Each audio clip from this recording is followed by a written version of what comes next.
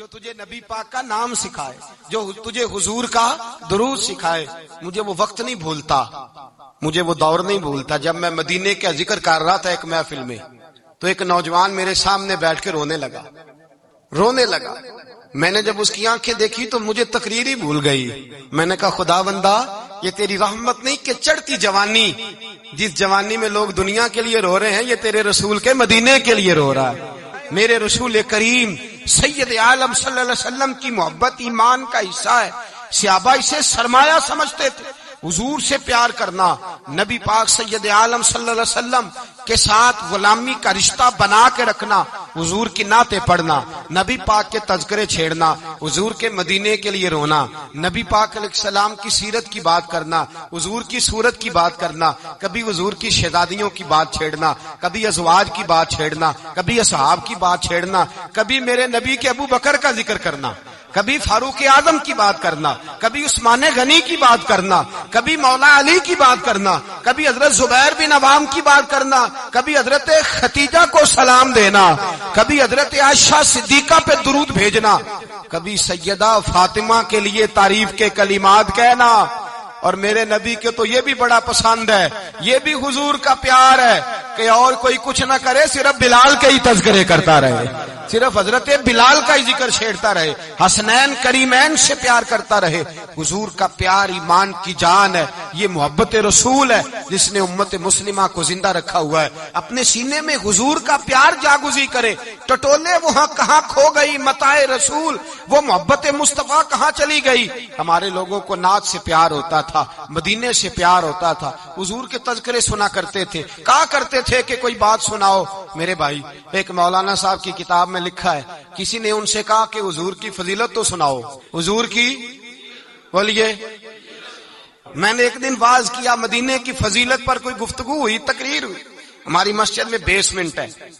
ایک نوجوان مجھے ملنے آیا، کہنے لگا حضرت 2 منٹ ٹائم ملے گا، بات کرنی تھی. بیسمنٹ میں لے گئے. اب یقین کرے مجھے تھوڑی دیر کے لیے لگا چھت گرنے لگی. نیچے لے جا کے نا تو اس نے بات کی تو اس کا وجود کانپنے لگا اور لفظوں سے پہلے اس کے آنسو گرے. مجھے کہنے لگا حضرت صاحب ادھار پیسے لے کے عمرہ کرنا جائز ہے؟ ادھار پیسے لے کے جائز ہے؟ میں نے کہا بات کرو. کہنے لگا اب دل نہیں لگتا، اب دل نہیں لگتا، اب تڑپتی ہے دل، اب روح تڑپتی. بتائیں ادھار لے کے جانا جائز ہے؟ میں نے کہا یار مجھے یہ نہیں پتا، مجھے یہ نہیں پتا یہ مسئلہ میں تجھے ذرا ٹھہر کے بتاؤں گا کہ تیرا رنگ کیا ہے. پر مجھے اتنا پتا ہے جس کی آنکھوں میں آنسو ہو اس کے دل میں ضرور مدینہ آ جایا کرتا ہے. وہ کون کہتا ہے رہتے ہیں فقط مدینے میں، وہ تو رہتے ہیں اپنے عاشقوں کے سینے میں. تو میں نے کہا مدینہ مل جاتا ہے ایسے آدمی. بھائی یہ محبت ختم نہ ہونے دینا، یہ پیار سوکھنے نہ دینا. یہ والی کومپل ہری رہے، یہ تازی رہے، یہ تر و تازہ رہے. یہ حضور کا پیار، یہ پیار کے جلوے، یہ اصل ایمان ہے، یہ روح ایمان ہے، یہ مغز قرآن ہے، یہ دین کا حسن ہے، یہ بلندی ہے.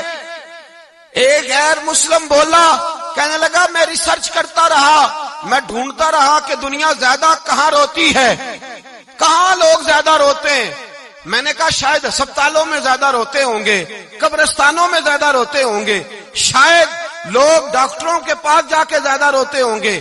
لیکن کہتا ہے نہیں، میرا قلم کانپ گیا، مسلمان تو سب سے زیادہ مدینے جا کے روتے ہیں، در رسول پہ کھڑے ہو کے روتے ہیں. تو پھر مجھے سمجھ آئی کہ مسلمانوں کا اصل سرمایہ رسول اللہ کا پیار ہے، اصل سرمایہ حضور کی محبت ہے. اور یاد رکھیں میرے اعلیٰ حضرت فرماتے ہیں وہ خوش قسمت ہے جسے کوئی ایسا پیر مل جائے جو اسے محبت رسول سکھائے، جو اسے رسول اللہ کا پیار سکھائے.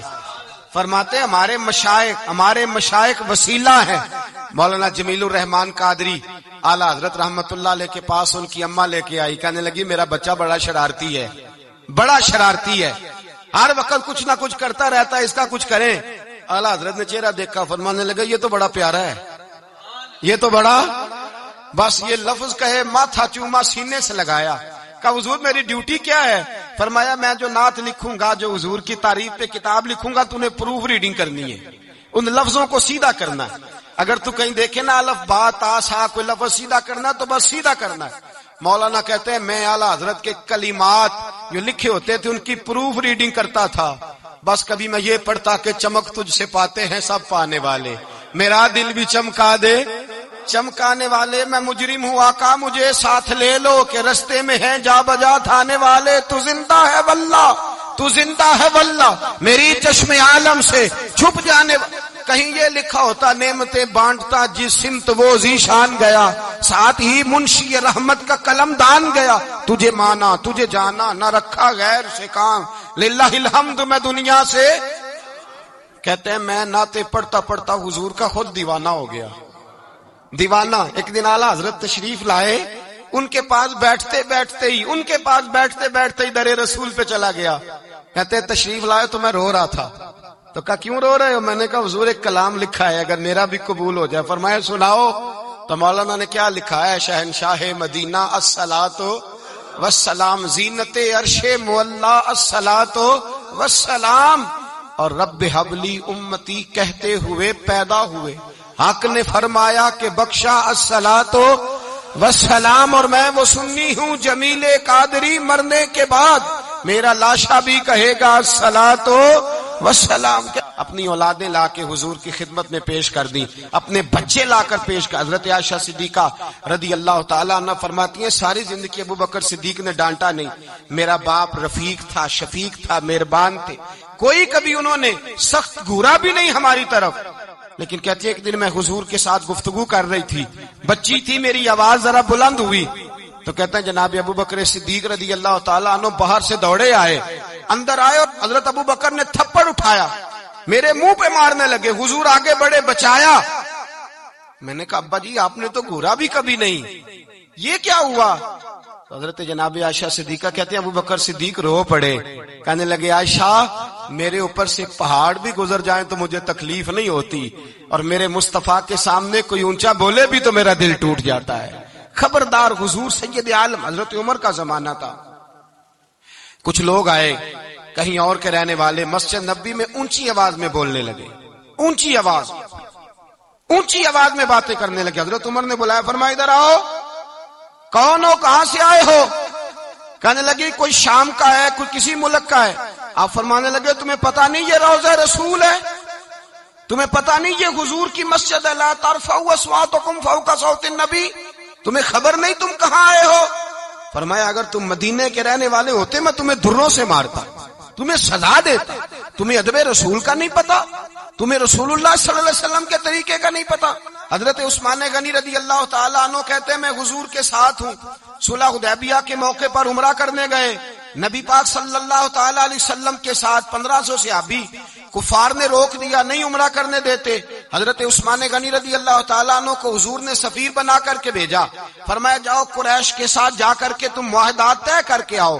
حضرت عثمان غنی پہنچے، جب وہاں گئے جا کے بات چیت کی، اب سامنے کعبہ، جنہوں نے کعبہ نہیں دیکھا ان سے پوچھو کعبے کی قدر کیا ہے، اور جنہوں نے دیکھا ہے ان سے پوچھو دوبارہ دیکھنے کو دل تڑپتا کتنا ہے۔ سامنے کعبہ ہے، حضرت عثمان غنی کہتے ہیں سامنے کعبہ ہے۔ قریش مکہ کہنے لگے عثمان تم چاہو تو طواف کر لو، تم چاہو تو صحیح کر لو، تم چاہو تو حجر اسود کا بوسہ لے لو، پر ہم رسول اللہ صلی اللہ علیہ وسلم کو طواف نہیں کرنے دیں گے، وہ اگلے سال کریں گے۔ حضرت عثمان غنی رضی اللہ تعالیٰ عنہ وہاں کھڑے، حضور نے کو منع تھوڑی کیا تھا کہ وہاں جانا تو طواف نہ کرنا، وہاں جانا تو تم نے حجر اسود کا بوسہ نہیں لینا، وہاں جانا تو صفا مروہ پہ نہیں جانا، مقام ابراہیم پہ، کوئی بات نہیں کی تھی حضور نے۔ حضرت عثمان غنی موجود ہے، قریش اجازت دیتے ہیں، کہتے ہیں وہ سامنے کعبہ ہے، کریں عبادت، پڑھیں نماز، کریں طواف۔ حضرت عثمان غنی کہنے لگے میں اتنی دیر تک کعبے کا طواف نہیں کروں گا جتنی دیر میرے رسول طواف نہیں کریں گے۔ سامنے کعبہ ہے، سامنے، مجھے کیا غرض تھی نماز کی، مجھے کیا خبر تھی سجود کی، یہ تو تیرے نقش پا کی تلاش تھی جو جھکا رہا میں نماز میں۔ اور اقبال کہنے لگے اذان تو ازل سے تیرے عشق کا ترانہ بنی، اور نماز تو اس کے نظارے کا ایک بہانہ بنی۔ رسول اچھا ادھر بھی دیکھیں کمال ہے، ایک صحابی کہنے لگے حضور کے پاس بیٹھے ہم تو یہاں ترس رہے ہیں، عثمان تو طواف کر رہا ہوگا، کہہ کے نہیں بھیجا نبی پاک، حضور نے کہہ کر اس تعظیم کا حکم نہیں دیا، عثمان تو موجے کر رہا ہوگا، طواف کرتا ہوگا، حجر اسود کے بوسے لیتا ہوگا، صفا مروہ کی صحیح کرتا ہوگا، مقام ابراہیم پہ نفل پڑھتا ہوگا۔ جب وہ صحابی کہنے لگے تو حضور نے اس کی طرف دیکھا، فرمایا میرا عثمان میرے بغیر طواف کر ہی نہیں سکتا، وہ میرے بغیر مقام ابراہیم پہ نفل. اسی لیے تو بریلی کے امام کہتے ہیں حاجیو آؤ شہنشاہ کا روضہ دیکھو، کعبہ تو دیکھ چکے اب کعبے کا بھی کعبہ دیکھو، کعبہ تو دیکھ چکے اب کعبے کا بھی کعبہ دیکھو.